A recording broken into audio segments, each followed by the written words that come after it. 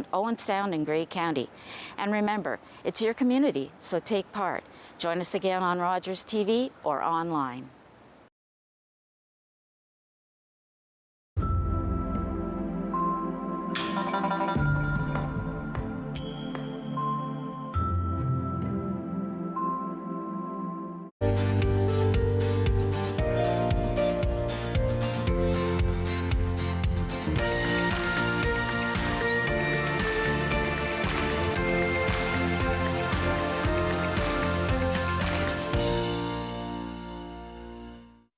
Welcome to Grey County Life on Rogers TV at home this week. Good morning, Miss Mary Jane. How are you this week? Oh, well, good morning, Rhonda. And actually, yesterday was a lovely sunny day. And today, when I look out my window, not only is it heavy snow flurries, but at times you can't even see the trees. So, oh my goodness. This is the 29th of March, and it looks like it's going out like a lion. It does seem to be, and I seem to recall it came in like a lion, so I don't know what's going on, but I've been researching rain barrels. Oh. Because I'm thinking, with climate change and everything else, I want to be prepared to have a nice garden, and it is very costly to water my garden in Owen Sound, as I'm sure everybody's aware. You don't want to be wasteful of your water, but researching rain barrels, and then I look outside and it's a blizzard, and I think, we're nowhere near time for rain barrels. What am I doing? But yeah, gee whiz, into April in the new week here with this show, and it's snowing. My goodness. Wow. And this technically is our last Zoom show. And we'll be, for the first show in April, we will be in the studio, back in the studio. And let's hope we have nicer weather going forward. Yes, that would be very nice. Although I do, when I look back in my journals sometimes, I do talk about, freezing cold, snow, and everything else, even in April. So I guess we're not out of the woods yet, but my goodness, we can't complain. We've had a pretty easy go of it, that's for sure. Well, that's right. And one of my favorite words is gratitude. Just for all the weather we have, all the sunshine we have going forward, and we'll just roll with positive, blooming flowers. Yeah. We know spring is coming, no matter what. Whether it's here today or next week, it is on the way. So there isn't any denying that. And of course, we've got other things coming too. Spring is always a sign of fire and ice. So for the Billy Bishop fundraiser, if you want to go out and have a fabulous dinner and show with your lady friends and be served by some gentlemen from our community and potentially win a fabulous purse with a big fat ring in it, make sure you get your tickets for the Fire and Ice Show, which is the beginning of May. And I also wanted to give a shout out to the Georgian Bay Concert Choir, because it wasn't their Christmas or their seasonal event this year, but Handel's Messiah is coming, and it is a beautiful, beautiful presentation. And I have to say, with their new director, Norman, their sound is just incredible. So that's on May 13th. So if you want a ticket, get out there quick, because I'm sure it's going to get sold quickly this year with their wonderful sound that they're making. Well, that's terrific, because we all need music. Makes us feel good, it lifts our soul, and I think we're all ready for that. But I just wanted to mention too that the Daffodil campaign for the Canadian Cancer Society, Help, Hope, Bloom. And, it's already on a roll. So check out their website to see how you can make a donation. And I just wanted to mention that the daffodil bulbs in my garden are just starting to poke up through the earth. So I'm going to have some daffodils in a few weeks, days, whatever the weather decides is going to be. So, but check out the Daffodil campaign for the Canadian Cancer Society. And just a little note coming up in April for Safe and Sound. You know, they've done such a great job over the winter trying for winter warmth and winter safety.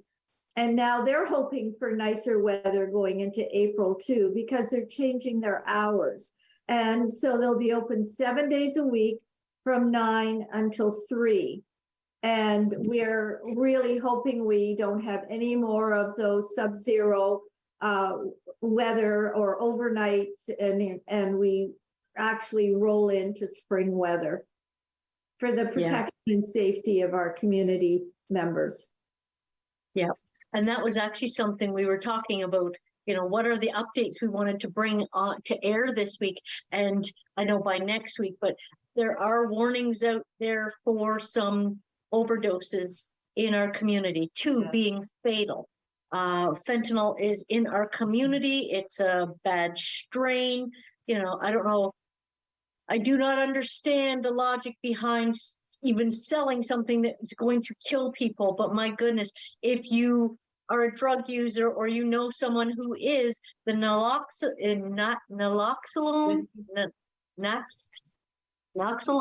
I can never remember how you pronounce it, but those kits to save people's lives are available. So make sure, even if you pass it along to somebody that you know, I think it's a worthwhile thing to do. Well, it's really important, but I think we did have Kelsey from the Grey Bruce Health Unit give us, you know, information on the situation in the community.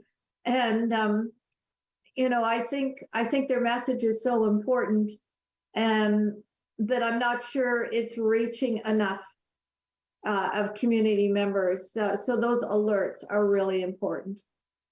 Yeah. It's, we take care of each other, you know, and that just means putting the word out there and being aware of the situation and maybe reaching out to someone who you know might be at risk. Yeah. You know, talking about stuff is, to me, paramount. It's important.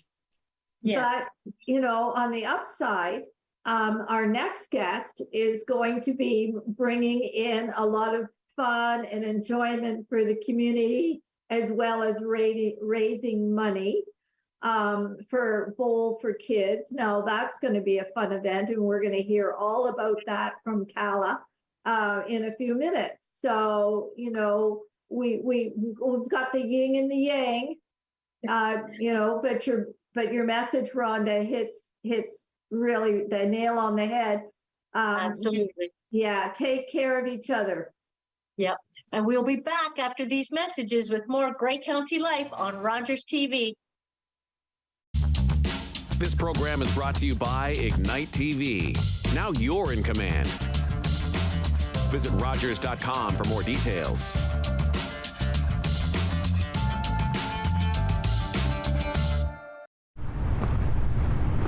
I did it. I need it. Here, I gave it. And I am alive. As an organ donor, you can save up to 8 lives and enhance the lives of 75 others. Please go to our website. Pledge a gift of life. You'll be glad you did.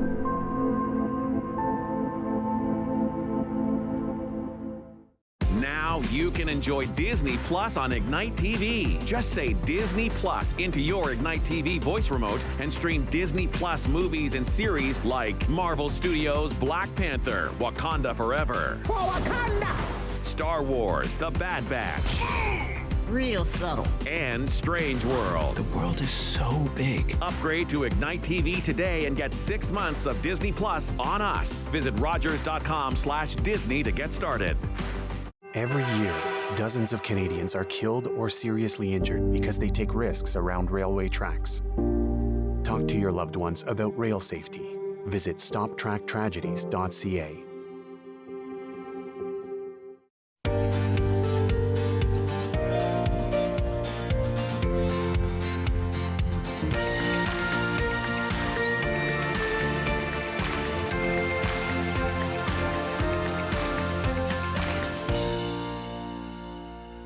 Welcome back to Grey County Life on Rogers TV. We're at home this week, and we've got a special guest, Mary Jane. Well, we do, and it's such a pleasure to see Cathy Lee again. I had the great opportunity to feature Cathy Lee on my other show called Her Story, The Journey to Winning a Seat at the Table, and was just fascinated by the journey that Cathy Lee had throughout her life to get to where she is right now. And now we're going to talk about a new adventure that she's in and opening her new studio.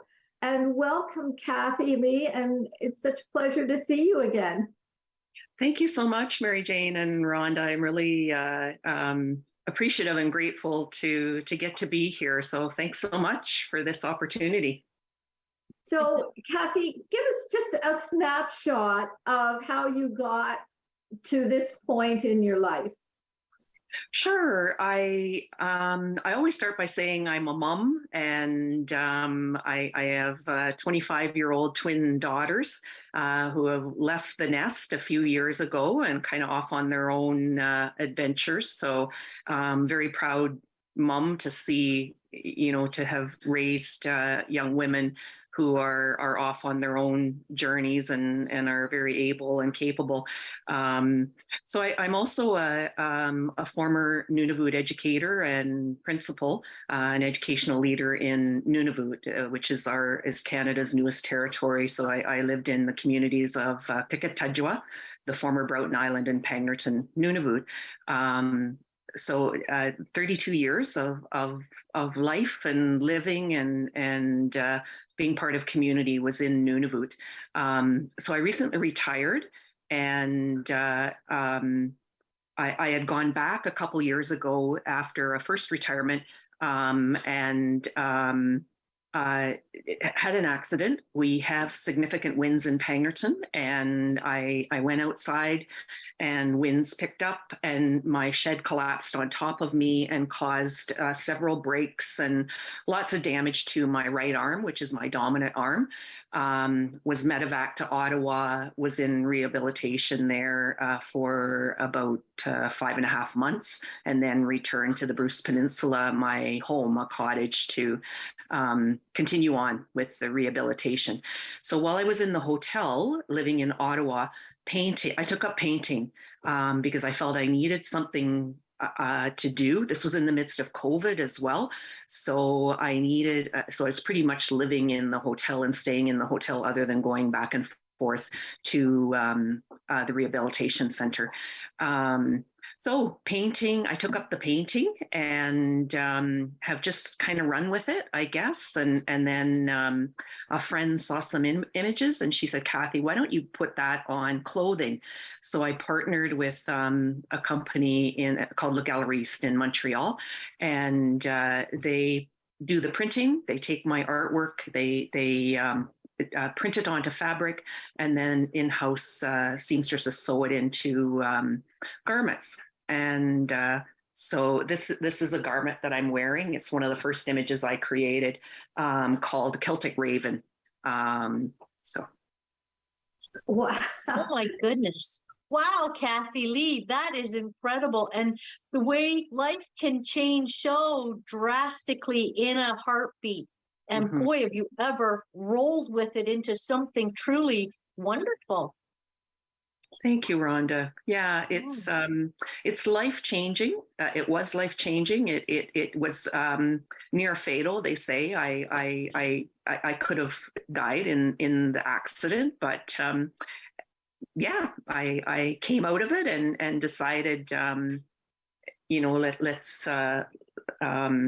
let's learn from this. Let's find ways. I also needed ways I also developed a chronic pain condition as a result, which can often happen with major fractures and post-traumatic stress disorder. So a pain condition called complex regional pain disorder and syndrome.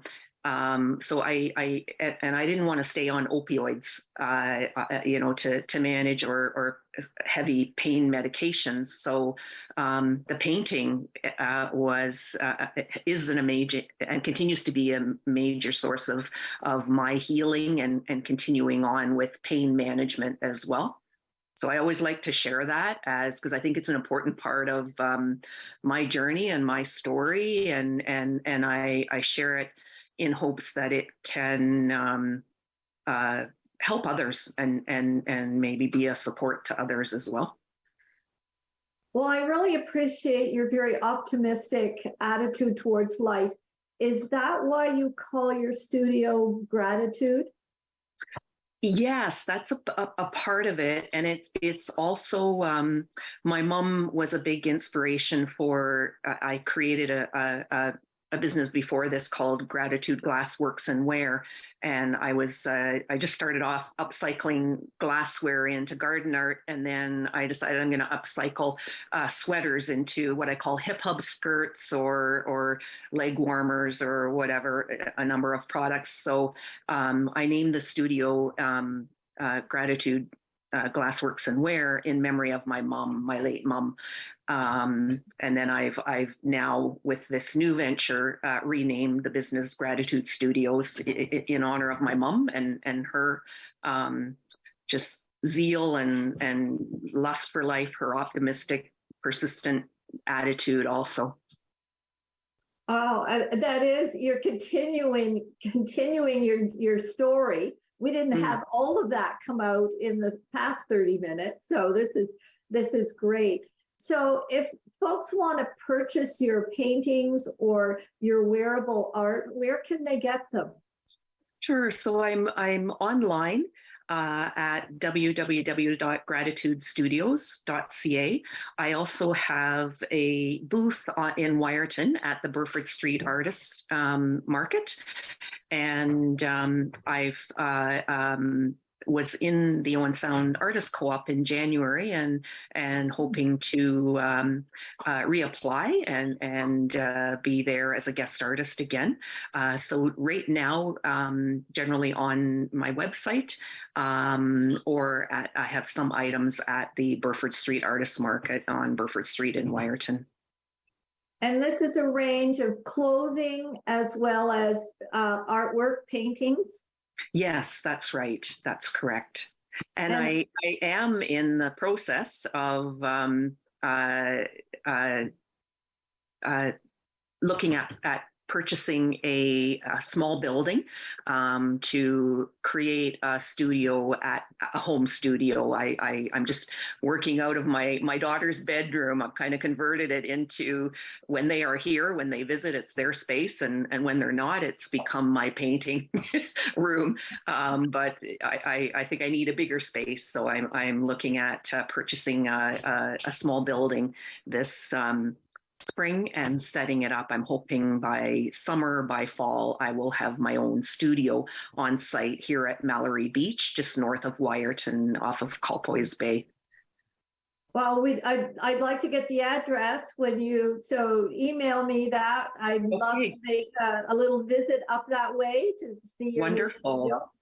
Now, wonderful. I think, correct me if I'm wrong, but I think all the themes in your paintings and in your wearable art are all vistas from Baffin Island and Northern Canada. Yes, and I've also, since returning here to the Bruce Peninsula, I've put some focus into images of the Bruce. So the image directly behind me, I painted that for the Deepwater Gallery in Wyerton, had a call for a first juried show. And so that was one of the images that I submitted for the show. It's entitled Midnight Peninsula Forest. And so I'm working, continuing on both lines, the Nunavut collection and then the Bruce Peninsula collection. Well, but you have very strong ties to both, because you grew up, down in the Balmy Beach area, right, and spent 32 years, and I don't pronounce it the same way you do, in Nunavut, and on Baffin Island. So you're now marrying the landscapes and creating them into this incredible art. Yes, it's I find those images, like I tend to, I use watercolors and acrylics and tend to paint in like a freer kind of style that's more abstract. And it's really important to me that the images, I hope I try and instill, or it makes sure this is part of the images, that there's a sense of gratitude and also a sense of calmness in the images. Well, we can all use a sense of calm. For sure. For sure. Most definitely. And when you say you picked it up while you were convalescing, did you have any painting experience? Did you take classes, or you're just one of these people with natural talent, obviously? Well, I have to thank Joy Wagler, who's a connection for Mary Jane and I, who, when she was at First United Church, Joy invited me to participate in some, she called it Heart and Soul. So HE, capital A, Art and Soul.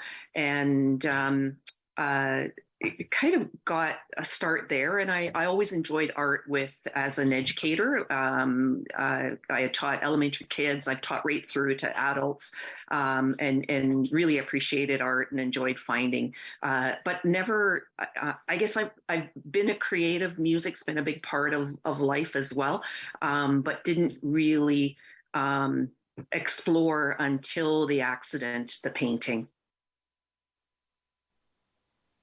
And it sounds to me that you got a lot of inspiration from your mom, and you're carrying that on with your own girls, which is that's a fabulous parenting. Thank you. Well, I'm blessed. And both girls have creative, bones as well. And my elder twin, Kira, is very interested in photography and film. And she's done some, pretty cool things with creating her own film, I think, when she was a teenager. And she paints as well and draws. And she also does, she's taken up stick and poke, doing tattoos. So I don't know if you can see here, but the heart in the center.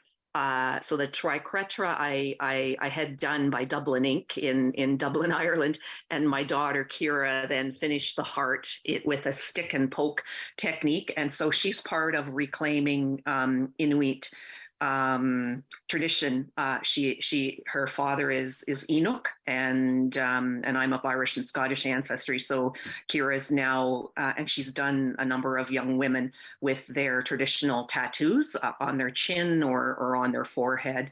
And my younger twin Caitlin is she sews, she beads. So yeah, I'm grateful they're carrying on in their own way. Now, will you be incorporating some of their art pieces into your studio once you set up the building? Do you know what? That's a really good question, Mary Jane. I'll have to chat with them and see if they would be interested. But that would be a lovely idea. Wow, I would just having you all, pieces of work that you've all created in one space. That would certainly express the word gratitude. Yeah, thank you. That's a great idea. Yeah, whatever. And you mentioned Joy Wagler and can you repeat that? What it was called? Yeah, she called it Heart and Soul. Heart and Soul. Yeah. She called that at First United Church in Owen Sound, and she's since moved to Guelph to be closer to family. But that was it was just a lovely gathering of anyone who wanted to come and to create together. One of the things that I discovered in the other program, Her Story, was that even, in a life's journey, we travel many paths, and sometimes those paths don't seem to relate to each other in any way, but at some point they all coalesce. Mm-hmm. And all of that skill and talent that may have sparked years ago in various ways all comes together into this magnificent structure that just is so fulfilling. And, we have pieces in our lives that don't seem related necessarily, like an accident to becoming an artist. And yet all of those pieces have come together in your life to create something wonderful. Mm. Yeah, it's heartwarming to hear you describe that, and certainly all when I reflect back, all of those pieces have be they joyful moments or moments of pain or loss, sadness, grief. I that resonates in terms of what you said about them all kind of coalescing together, and I think that's been a push for me to be able to share, to be at a place to share what I create as well. I don't think I would have been in a space, maybe even 5, 10, certainly 10 years ago to be able to share what I do. So very true. Well, we're certainly looking forward to seeing some of that wearable art in and about on our community when we see people out walking or at events to see the wearable arts and the beautiful landscapes. Wonderful. I'd like to just maybe give a shout out as well to the Bruce Peninsula Society of Artists. They have a studio tour on August 26th and 27th, and have been accepted into the tour this year. And I'll be with Susan at Susan Crow at the former Bruce Beckons. Susan has a studio there, and so she's she's welcoming me as a guest artist with her. So I shout out to the Bruce Peninsula Society of Artists, and if anyone in the area is interested in, I think there's over 44 artists this year over the course of that weekend in about 36 locations on the Bruce Peninsula, from I think, from the Bruce Beckons, north of Wyerton, all the way up to Tobermory. Oh, you are in fine company with that group. Absolutely. The talent is just incredible. So we look forward to seeing you there. I'm sure Miss Mary Jane will be out and about for that weekend. But we thank you so much, Cathy Lee, for coming and sharing with us your wearable art and your story. It is incredible. Thank you so much. And Thank we you will be both. back. You're welcome. We'll be back after these messages with more great. I am Gagweg. My name means everything. Tom Longboats. I am Wolf Clan, Onondaga Nation. I've run many different races. I've run to survive and to be free. I've run to win for honor. His people might be lazy, but this one's damn fast. My people respected our runners, people who carried important messages from village to village. I need a guide to the next post. Dispatch carrier, sir. I can get you there. God's sakes, man, slow down. Who do you think I am, Tom Longboat? No, sir. I am. Running makes me feel alive. It's everything. Tom Longboat was the first Indigenous person to win the Boston Marathon. He ran his way to international fame and became an inspiration to generations of athletes. Don't forget to tune in to Grey County Life on Rogers TV next week. We're going to have some very special musical guests.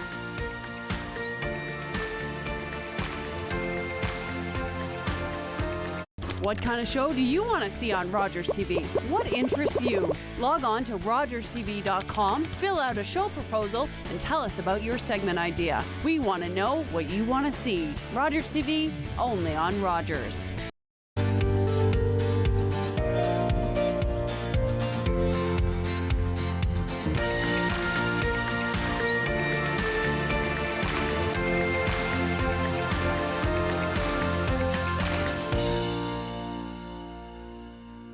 and welcome back to Grey County Life on Rogers TV at home this week. And I'm glad we're home this week, Mary Jane, because the weather is crazy today. I'm hoping by next week when this airs that it's going to be a little more spring-like in Grey and Bruce counties, but I think we've got a special guest.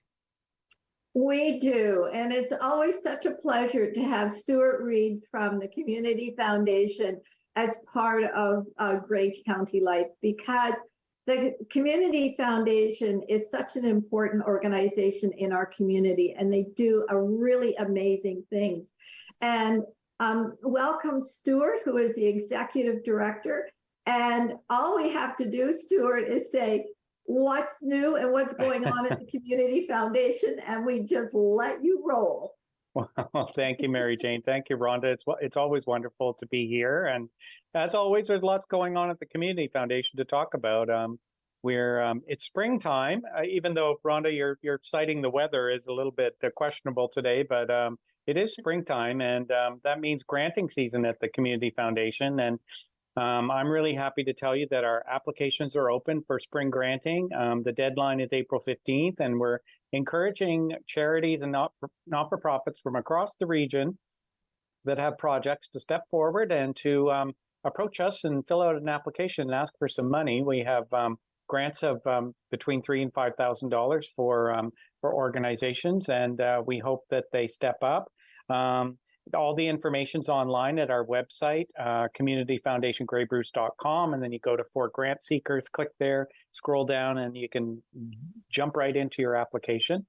And as always, we're here to help, and we want to help and mentor organizations. Maybe it's the first time you're applying, or maybe you have some questions about your project and eligibility. So please reach out to our office, and we'd be more than happy to help with those questions and with your application. And our number is 519-371-7203. And I'm available always, Stuart, or you can ask for Jen Legg, our grants coordinator as well. And Jen is very happy to help coach willing applicants to our community grants program. So we're very excited about that. Every year can I just mention, Stuart, that you also often host workshops to help folks complete the grants correctly. We do.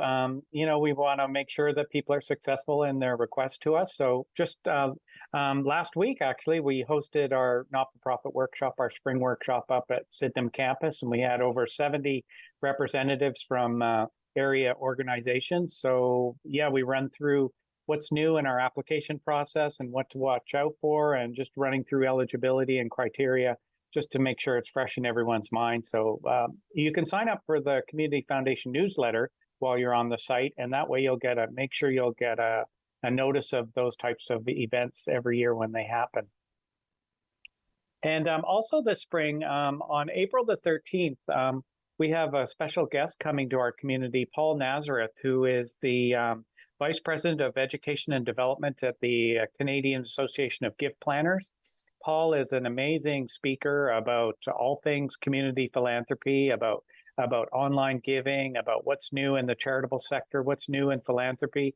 And he's going to be talking at Grey Roots Museum and Archives on April 13th from 10 to 1. And this session is primarily geared towards information for financial professionals or financial advisors, people that are helping their clients put together a legacy giving plan or making gifts in their will.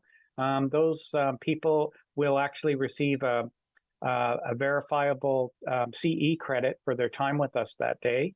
And I just want to put the word out that it's being offered, and that we'll also have a chance for financial professionals to hear a little bit about what the local foundations offer in terms of philanthropic service. And myself and I will be talking about community foundations, and Willard Vanderploeg, who is the charitable giving advisor for the regional hospital foundations, will also be with us. And Willard will be talking a little bit about options in terms of supporting area healthcare services as well. So it should be a really interesting day with a wonderful speaker and hot topics. So I'm hoping to get the word out to any financial professional or any advisor that might want to attend. But of course, if someone from the public wants to sign up, you're most welcome as well.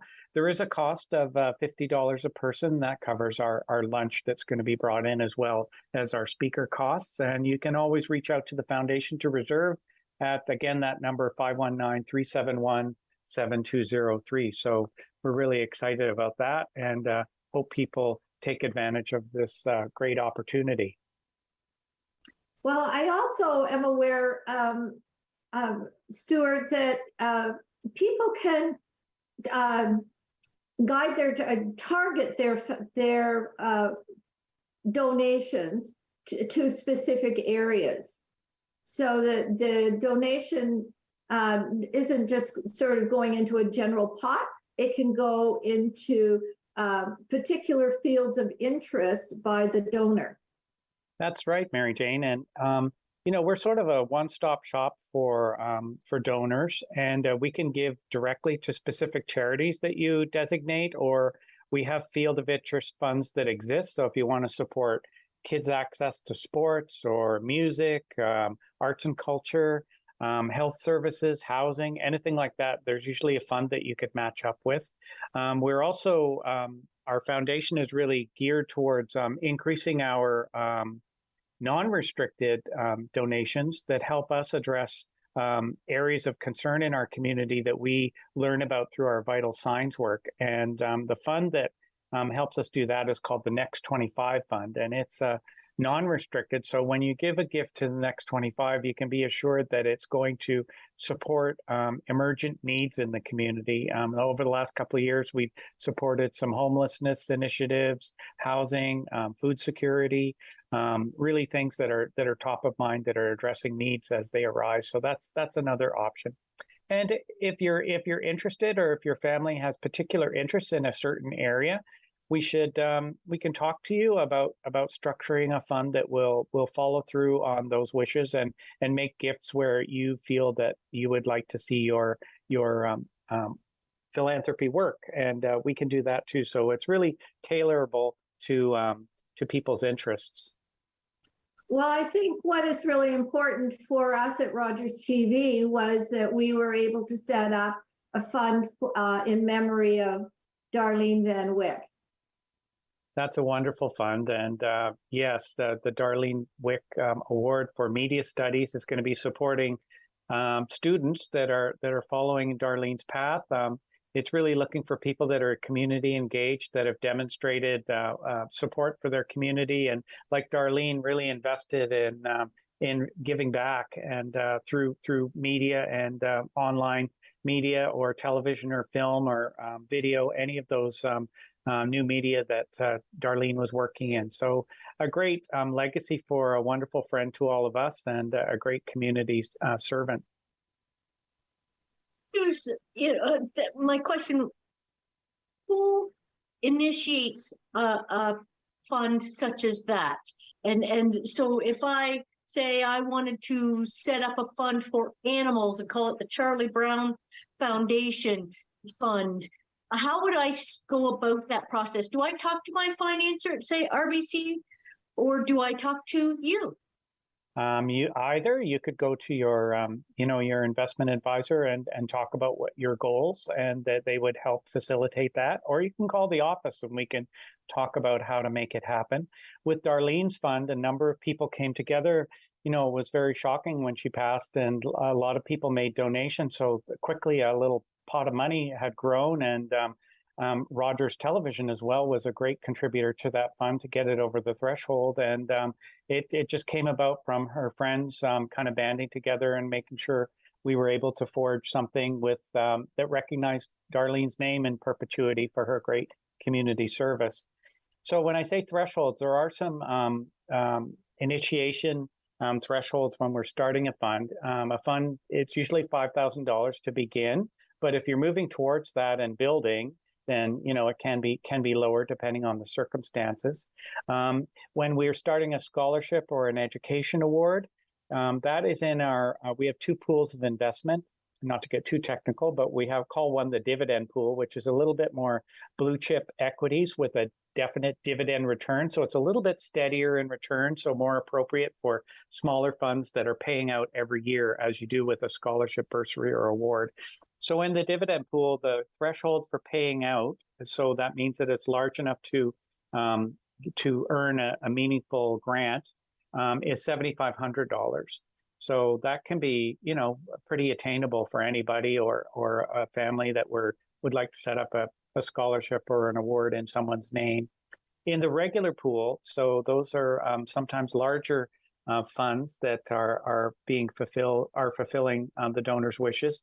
That's a different investment pool, and that threshold for paying out is $25,000. So it takes a little while for it to earn enough to hit that threshold, and then it begins putting out a more meaningful grant as well. So there's two options for investment and directions, and education funds, those things that support Grey Bruce students on their education pathway. It's a little bit more attainable at a lower level that most people can grasp and have an impact that would happen a little bit more quickly than the rise to the 25,000. I'm wondering, Stuart, if many of the high school students are looking for scholarships if they realize that the Community Foundation is also a source for them. That's a really great point, Mary Jane. And just very recently, we used to have an independent website called payforschoolgraybruce.com, which was at that URL. And it sort of, there were some problems with the background. So what we've done is we've amalgamated that searchable database into our own website. So now when you go to communityfoundationgraybruce.com, if you click on For Students, scroll down and look over to the right drop-down bar, hit Pay for School, and we have a searchable database for with hundreds of scholarships, bursaries, and awards that are available to Grey Bruce students. And those aren't just the ones the Community Foundation manages. We've also integrated all the Bruce Power scholarships, scholarships from local high schools. So it's a pretty large database, and you can put in keywords like music studies or visual arts or agriculture, and then it'll search through all the scholarships and give you the list of the ones that you will be eligible to apply for. So a really great tool, and it's just migrated over in the last couple of weeks. So we're still fiddling a little bit with some of the tagging of scholarships to make sure that the search engine's working really smoothly. But people can go in and experiment now. And if you're investigating and utilizing it, and you see something that we're missing, or maybe something that's not flagging properly, just give us a call, because we really we need that feedback to make the database work really smoothly. But it's a great resource for students, and we hope more and more people come and look, because that money is there to support you and your education pathway. So we really want to encourage people to take the time to apply to us. Is there a better time of year to be doing that search? Like, what is the prime month of the year to be actually doing that search? We know that students that are moving into post-secondary have probably received now their offers of acceptance in the first part of the year. So they're beginning to plan for that September transition, right? So the scholarships are open now. A lot of them, they close at different points during the year, but a lot of them close at the end of June. So now is a great time to be going and having a look and seeing what you apply for. So often with post-secondary education, you will need your student number and your acceptance to be eligible for the application. So sometimes that's not in place yet, but it will be, as we move a little bit farther into the spring.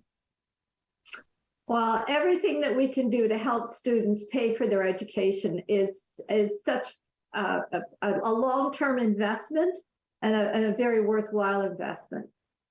And I think we have wonderful a variety of opportunities there. And it's not just post-secondary that I'm talking about, recognizing the importance of the trades in Grey Bruce and, farming and agricultural studies. All of those things are addressed too in the roster of opportunities that we have available. So yeah, please go and have a look and see if there's something that fits your needs. Well, it's wonderful to have that tool. It wasn't available when I was going to university, so. So somebody could make an appointment and come and sit down with you, Stuart, to talk about setting up a fund for their family and that sort of thing anytime. Anytime, yes. And you know, people are often surprised that you know, you don't have to have the money up front. This can be something as part of your, you know, your estate planning, and it doesn't have to be cash either. Like I think people are often surprised that, you know, there's different ways of giving, and there's some real definite tax advantages to certain types of gifts, like appreciated securities. You can avoid capital gains and get a receipt, a tax receipt for the full amount of your the valuation of your gift when you give it. But real estate, RIFs, in life insurance, there's all kinds of ways of making your wealth work for you in planned giving. And you know, we don't offer planned giving advice. You should really work with your advisors on that. But we're here to help implement and to put plans in place with you that can kick in later when your estate is in effect. Or you can stage something to garner the tax benefits while you're planning and entering that final stage of life as well. So there's lots and lots of options, and yeah, we're always eager to share what we know and to help people along. The more we, you know, when we've got Paul Nazareth coming, but he always says on behalf of Canadian Association of Gift Planners, the best estate is one where everything is given away, right? There's nothing left that's going to be taxable for your family, and you look after your heirs and charities and interests, and leave your imprint on your community when you're making that plan. Well, that is really good advice, because sometimes we don't always put those pieces in place, and then it's left to the remaining family to try and figure it out. So the best advice is to plan ahead. Plan ahead brings peace of mind for you and all your loved ones too, and yeah, it can really make the road smoother for everyone when that time comes. And eventually it does. Without question. Yeah, there aren't very many of us that can bypass that, right? If somebody's figured it out, let us all know. Yeah, pass it along, please. Well, thank you so much, Stuart. As always, it is an absolute pleasure, and thanks for the information. I know that the grant writers and applications are something that it's a big deal, and being knowledgeable. So really great information. Thank you so much. And we look forward to the next time on Grey County Life.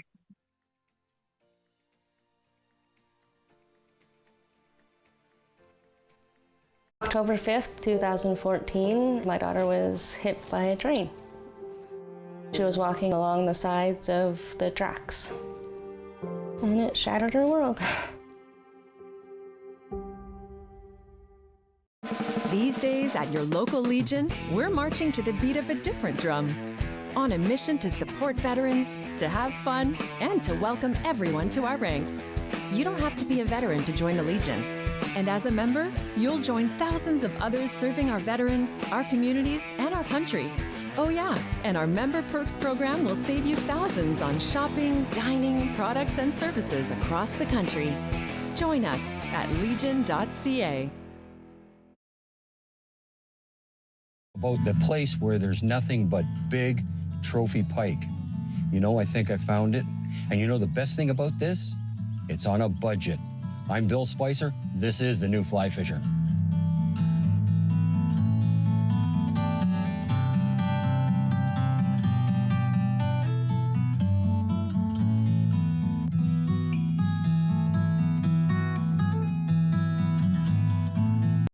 Hi, I'm Justice. And I'm Nia. And we believe dreams fuel revolutions. That's why we're engaging with Canadian icons and the causes they support. Join us for these inspiring conversations and find out how you can be revolutionary.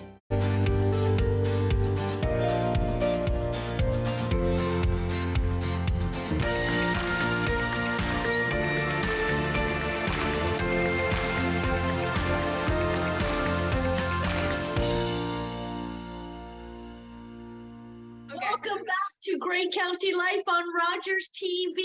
And we're sad to say that we don't have one of our favorite segments with Adorable Adoptables with Renee, because she's off gallivanting around.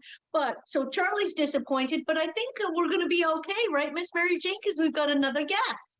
Well, not only do we have another guest, but we have a really special event coming up that we just couldn't pass up.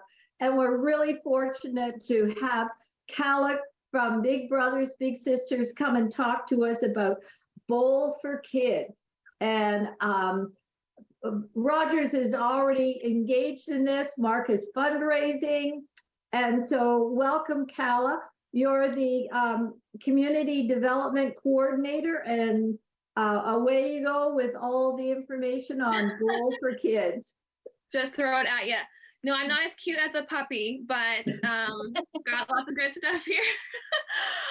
So yeah, our 43rd annual Bowl for Kids' Sake is coming up this April. So it's rolling in here. And, for many years, it was our sole fundraiser as a charity that has brought in so much needed funds for us. So yes, we're so grateful for everyone that comes out and fundraises. Mark Perry, thank you. You raise so much money for us every year. So we're always got a place in our heart for Rogers. So yeah, lots and lots of lanes available still. We're going to be at 3 different bowling alleys across Grey, Bruce, and Western Simcoe. So lots of lanes. We'll be at Owen Sound, the bowling alley there on Thursday, April 13th. And then we're going to be there Friday, the 14th. And then Saturday morning, we'll be there from 11:30 to 1. So yeah, lots of stuff happening. Just keep on going. We're going over the next week. We're going to Collingwood, and it's going to be another great event there. So yeah, if you're in Collingwood, come on out. Then we're in Port Elgin at the Sunset Lanes there. And yeah, we're just all over the place. It's going to be a really big event, and we're going to have a silent auction coming up just next week. It's going to be online. So from April 6th to the 22nd, go on. You can bid on our silent auction also and help. So maybe you're not a bowler, but you have an eye for some really cool stuff in the area, and come on and check it out. Well, how can people get in touch with you? Yeah, so you just go on our website at graybruce.bigbrothersbigsisters.ca, or you can come and chat with us at the office. We're at the Harmony Center downtown. You can give us a call at our number 519-376-4449. We'll also have bowling pledges and packages for people at all 3 bowling alleys. They're there right now. So if you want to go down, you can also fundraise online. So that's another thing that's really great. We've done the last couple of years. People just send emails out to their relatives, to their friends, and it's great just way to fundraise. And then, of course, if you're old-fashioned, still awesome. We got pledge sheets, and you can go out and get some funds that way. So, Calla, when you said that you're going to be at the Owen Sound Bowling Alley on, is it Thursday, Friday, and Saturday? Because I know I was there with Mark last year, but I'm just wondering, so would I, if I had a team, would I go in on, say, Thursday night? Yeah, so you're welcome to do that.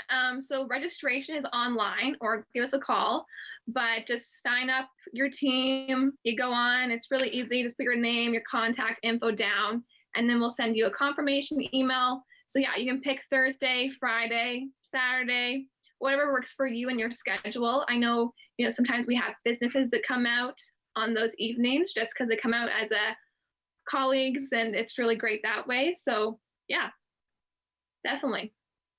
Okay, that's awesome. Yeah. So Calla, what are some of the prizes that you have on your online auction?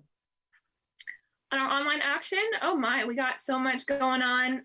If you're a Blue Jays fan, I say our biggest one is a hotel room that overlooks the Blue Jays game. That's going to be a hot ticket item for sure. But you can basically stuff as many people as you want in that room and have a great weekend. But there's that. There's a lot of great certificates going out. Yesterday I picked up some summer folk passes for the Summer Folk Festival. It's great in the summer. Got some tools for the guys, lots of different kinds of things like that. But purses for the ladies. Goodness, there's just so much. A charcuterie board. Yeah, there's so many items that is just really crazy. But got some games for the kids also, so that's always fun. Funds raised, Calla, from this event. Yeah. This goes directly back into our community. That's right. All the funds come right back to us.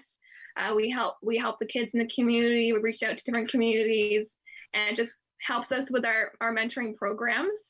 We run in-school mentoring programs, in community programs, and all those funds come back and support us throughout the whole year. We're just nearly at 100, serving 170 youth currently. So we've grown quite a bit in the last little bit. So yeah, we're very excited to reach those kids that need the help. Well, we're very, very pleased to be able to support Big Brothers, Big Sisters in our community because of all the really good things that you're doing. And I know that over the pandemic, fundraising was a bit of a challenge for you. And now what is your fundraising goal for this year? Yeah, I would say, last year we raised a bit over 30,000, which was our highest yet. So that was amazing. So we're just shooting a bit past that. If we can get to 35,000, that would be amazing. So yeah, hoping to shoot high. And thank you guys, anyone that has pledged or has come out and bowled. So grateful for our community that comes together and supports the kids. I almost forgot to mention, we are going to be doing, every year we usually do the Bill Murdoch Challenge. This year, he was such a great, huge part of our community, our bowling community. So we're going to be doing the Bill Murdoch Memorial Challenge this year. So whoever has the highest score will win that award and prize. But yeah, there's also that. There's going to be an award, of course, for the highest pledge team and the highest pledges that come in, the highest fundraiser. So we have lots of amazing supporters that bring in thousands of dollars for us. So yeah. Well, Bill Murdoch was a big supporter for many, many years of Big Sisters, Big Brothers, and there were a lot of good-natured ribbing out there to try and beat him. So it's quite an honor to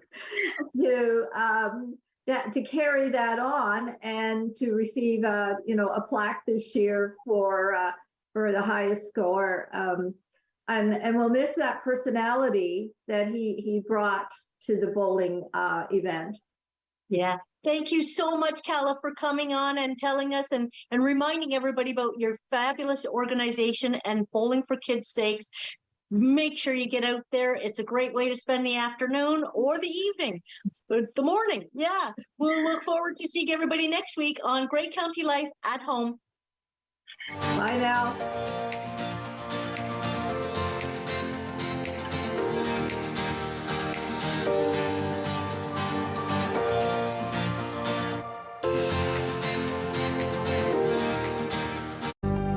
Call the Rogers TV viewer response line, email us, or connect with us on social media.